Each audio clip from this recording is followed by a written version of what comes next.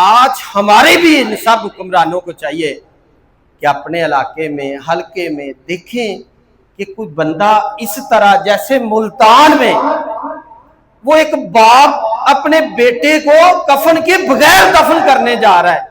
حضرت عمر رضی اللہ تعالی عنہ ایک دن رات کو نا اپنے علاقے کے حال و احوال جاننے کے لیے چکر لگا رہے ہیں، تو ایک گھر کے قریب سے گزرے تو ایک عورت رو رہی ہے، بچے بھی رو رہے ہیں۔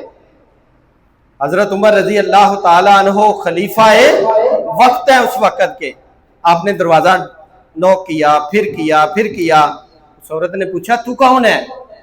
کہا بیٹا دروازہ تو کھولے۔ دروازہ کھولا، پوچھا بیٹا یہ کیوں بچے رو رہے ہیں؟ اس نے کہا کہ عمر کی جان کو رو رہے ہیں۔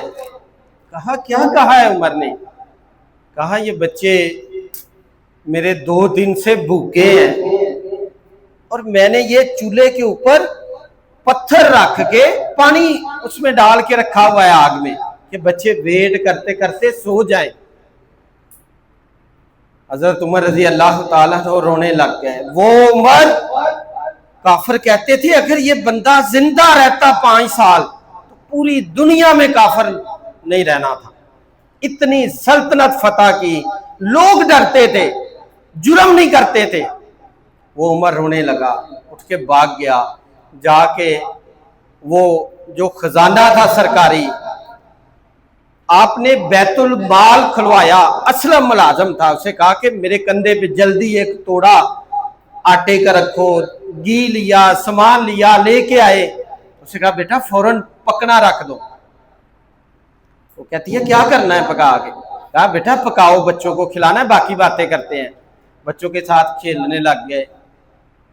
روایتوں میں آتا ہے کہ حضرت عمر ان بچوں کے ساتھ بچوں کی طرح کھیل رہے تھے کہ کھانا پکنے تک، اور رو رہے تھے زارو قطار، زمین پہ آنسو، جہاں بیٹھتے جگہ بدلتے تو آنسو ہی آنسو تھے۔ جب کھانا بن گیا، بچے کھانے لگ گئے تو آپ ایک کونے میں بیٹھ کے رونے لگے، سسکیاں بھرنے لگے۔ کہتے ہیں بیٹا ان کی ماما کو، بیٹا عمر کو معاف کر دے، عمر کو بیٹا معافی دے دے۔ کہا تو بڑا عمر کا خیر خواہ ہے۔ کہا بیٹا بڑی سلطنت ہے اس کے پاس، ہو سکتا ہے کہیں جنگیں ہو رہی ہیں، وہ ادھر بیزی ہے، کہیں اور مسائل ہیں، اور اس نے کہا تو اسے سلطنت چھوڑ دینی چاہیے۔ کہا بیٹا معاف کر دے، اللہ کی رضا کے لیے عمر کو معاف کر دے۔ کہا نہیں میں نہیں معاف کروں گی عمر کو۔ تھوڑی دیر کے بعد اتنا روئے کہ وہ حضرت عمر رضی اللہ تعالیٰ عنہ پہ ان کو ترس آ گیا۔ کہا کہ جا معاف کیا عمر کو۔ آپ نے ایک ورقہ لیا، پیج تھا چھوٹا جا، کہا لکھ دیں یہاں کہ آپ نے عمر کو معاف کر دیا ہے۔ تو اس نے کہا ٹھیک ہے۔ جب لکھنے لگی تو اوپر سے وہ دوسرے صحابی رضی اللہ تعالیٰ عنہ اندر آ گئے۔ جب انہوں نے کہا یا امیر المومنین، تو اس کے ہاتھ سے کاغذ بھی گر گیا اور پینسل بھی گر گئی اس عورت کے ہاتھ سے کہ یہ عمر ہے۔ اس نے کہا بیٹا میں ہی عمر ہوں، لیکن معاف کر دے، میں کچھ نہیں کہوں گا۔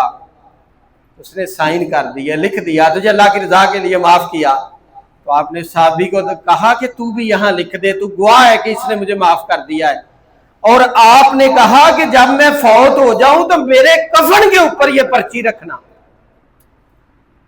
کہ مجھے اس نے معاف کر دیا ہے۔